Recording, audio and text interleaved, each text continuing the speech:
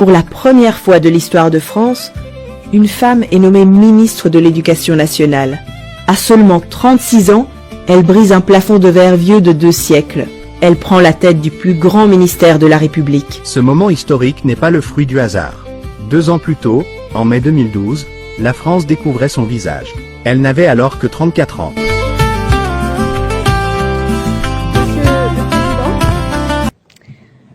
Monsieur le Président de la Commission des lois, Monsieur le rapporteur, Madame la Présidente de la délégation aux droits des femmes, Mesdames les rapporteurs des commissions... Voici l'histoire d'un destin hors norme entre fêlure de l'exil et sommet du pouvoir. Chacune d'entre vous, représentez ici la nation tout entière, composée à part égale de femmes et d'hommes qui sont toutes et tous des citoyens égaux en droit, ainsi que le veut notre Constitution et ainsi que l'exigent les valeurs de notre République. يا نوت بركاني ينوان والروز دغوري يا داكينير هاني غكتي تفردي بشدة لابن معوان Najat ismun ala musamma. Najat porte bien son nom. Arrivée en France à l'âge de 4 ans, sans parler un mot de français, Najat porte aujourd'hui bien son nom, celui d'une femme qui a surmonté tous les obstacles. D'une enfance dans les montagnes du Rif marocain au plus haut sommet de la République française, le parcours de Najat Vallaud-Belkacem incarne une trajectoire républicaine hors norme. Ce documentaire captivant retrace les combats majeurs d'une femme d'État qui a brisé le plafond de verre de ses réformes à l'éducation nationale jusqu'à ses engagements associatifs actuels. À travers des archives exclusives et des témoignages inédits, plongés dans les coulisses de sa vie politique, ses victoires et la résilience dont elle fait preuve face aux tempêtes médiatiques et aux fake news. Plus qu'un simple portrait politique, ce film interroge la force du débat d'idées et notre rapport citoyen à l'ère des algorithmes. Oui, François, bonjour. À l'autre bout du fil, Oui, ça va, je te remercie. le chef de l'État. 3 heures avant l'annonce officielle, Najat Vallaud-Belkacem l'apprend. Elle est porte-parole et ministre des droits des femmes. Écoute, c'est un honneur. Merci. Merci de ta confiance. C'est une grande tâche qui m'attend et à laquelle je compte m'atteler très vite. Avant de devenir la première femme ministre de l'Éducation nationale, Najat Vallaud-Belkacem a tracé un chemin unique. Des montagnes du Maroc au banc de Sciences Po, de l'ancrage local à Lyon jusqu'aux lumières des campagnes présidentielles, ce film retrace l'ascension fulgurante d'une jeune femme déterminée. Découvrez ses premiers combats, ses années comme porte-parole, puis son action décisive au ministère des droits des femmes. Voici le portrait d'une figure de la République, saisie juste avant d'affronter le ministère le plus exposé de France. Studieux, avec une forme de gravité et en même temps empreint de chaleur humaine et de confiance. Mesdames et messieurs, enseignants et personnels de l'éducation nationale, 2016 et 2017 sont des années majeures de la refondation de l'école, qui trouve avec sa mise en œuvre globale toute sa cohérence et toute son efficacité pédagogique. À cette rentrée, ce seront en effet les 3 dernières réformes de la refondation qui vont s'appliquer. La première, c'est la mise en œuvre des nouveaux programmes, du CP jusqu'à la 3e, qui succède à la mise en œuvre des programmes de maternelle à la rentrée 2015. Je veux ici souligner l'importance de ces changements. L'exercice qui a été confié pour la première fois au Conseil supérieur des programmes, instance indépendante composée d'experts et de professionnels, était ambitieux. Mai 2012. Après plus de 2 décennies d'effacement, la France rétablit un ministère de plein exercice dédié aux droits des femmes.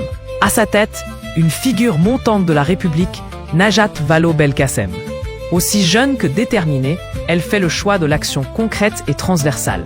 De l'égalité salariale à la lutte acharnée contre les violences faites aux femmes, elle porte haut la voix de celles que l'on n'écoutait pas assez. Sous son impulsion, des lois historiques prennent forme pour bousculer les codes et imposer une parité réelle dans la société. Devenue une pionnière républicaine, son ascension incarne une ambition simple et essentielle. Bâtir une société où l'émancipation n'est plus une promesse, mais une réalité.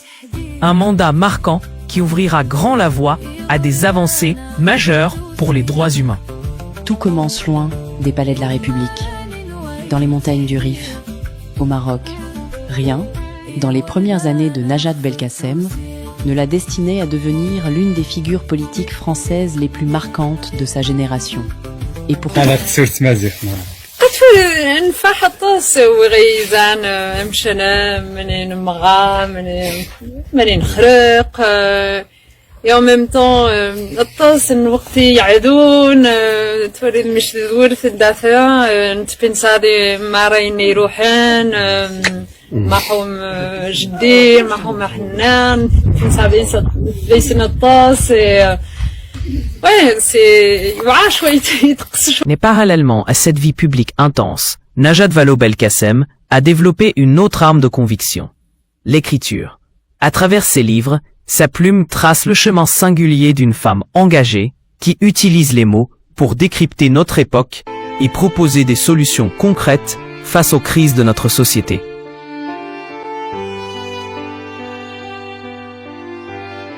Du cœur de l'exécutif aux pages de ses essais, découvrez l'œuvre complète d'une écrivaine au cœur des défis de notre siècle.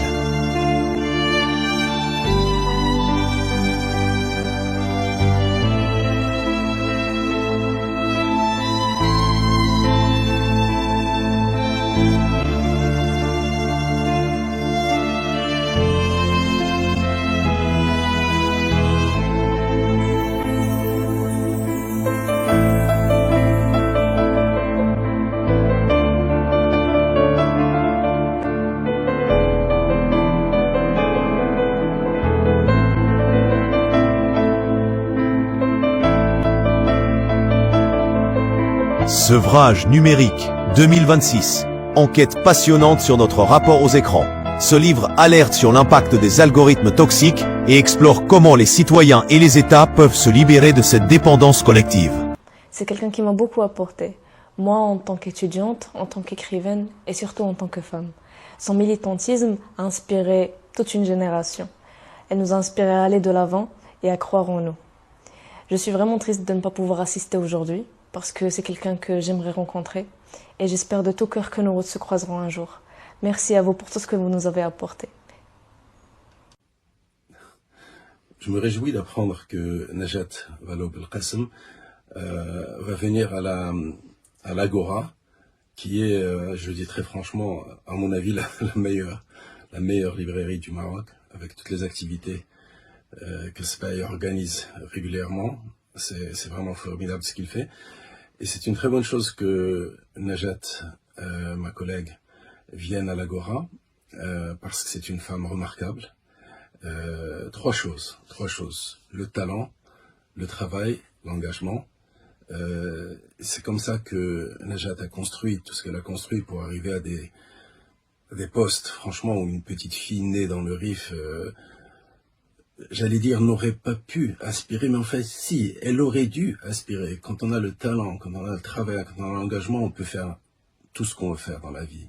Une ministre de l'Éducation nationale de la République française, par exemple, avec beaucoup d'autres postes. Et je pense que Najat est ce qu'on appelle en anglais un role model pour les petites filles, pourquoi pas pour les petits garçons de ce pays. L'idée étant que lorsqu'on a cela, lorsqu'on a déjà des dons, évidemment, mais qu'il faut travailler, ce qu'il faut faire de ses talents, de son talent, et l'engagement.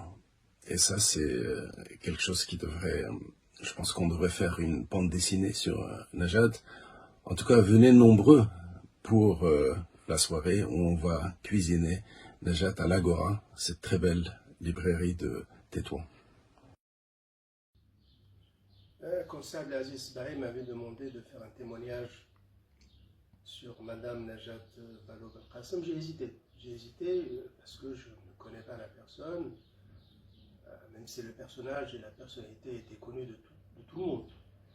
Mais il est vrai que mon intérêt à Madame Belkacem avait débuté quand elle officiait à la tête du ministère de l'Éducation en France, quand elle était ministre de l'Éducation. Et à l'époque, je travaillais sur la réforme de l'éducation au Maroc et j'étais à l'affût donc des réformes qu'elle parrainait. Ce qui m'avait frappé chez Madame Belkacem, c'est cette force de caractère. cette force de caractère qui a fait d'elle ce qu'elle est devenue, de s'extraire d'un milieu pratiquement difficile dans le Rif, de réussir en France et de se frayer son chemin. Et de fait, donc, elle sert de symbole. Elle est donc un symbole. Mais au-delà de cela, il y a quelque chose qui me marque, c'est qu'elle est restée à la fois fidèle donc, aux valeurs de la République, donc, mais aussi elle est restée fidèle à ses racines. D'une certaine manière, elle est un lien ou un trait entre le Maroc et la France. Et de ce fait, elle est ce qu'on appelait à un moment les passeurs d'espérance. Je suis de loin ce qu'elle fait, et cela m'emplit d'un intérêt et d'une certaine considération à l'égard de la personne et ce qu'elle incarne. Je suis très content justement qu'elle vienne ici, à Tétouan, présenter son œuvre et se faire connaître par un public marocain qui la connaît. Mais ce travail de proximité est important. Je pense, voilà, j'apprendrai certainement à connaître la personne et j'espère que j'aurai cette occasion sous peu. L'une des personnes dont le parcours raconte déjà une histoire de courage, de curiosité et de confiance dans le pouvoir de l'éducation. Ancienne ministre et responsable politique, Najat interroge les changements pour mieux les comprendre. C'est avec une immense joie et beaucoup de plaisir que je participe avec vous, ne serait-ce qu'avec ce court témoignage en l'honneur de cette grande dame, de Madame Najat Vallaud-Belkacem, que j'ai eu l'occasion de rencontrer à Rabat à l'occasion d'un événement organisé par Monsieur Drouish Mohamed. Et je tiens avant tout à remercier Si Abdelaziz Sbahi qui m'associe aujourd'hui à cette rencontre. Madame Vallaud-Belkacem est une femme au destin exceptionnel et je trouve que l'appellation femme des deux rives lui convient parfaitement. Ne vous excusez jamais d'être là où vous êtes arrivé. Ne vous excusez jamais de vouloir aller toujours plus loin et toujours plus haut. L'ambition est la richesse des pauvres. Et restez fidèle à ce que vous êtes. Ta voix me relève quand vacille mon bord. La vie a plus d'imagination que toi. La vie a plus d'imagination que toi. Et même au fond du noir, elle ouvre un autre toit.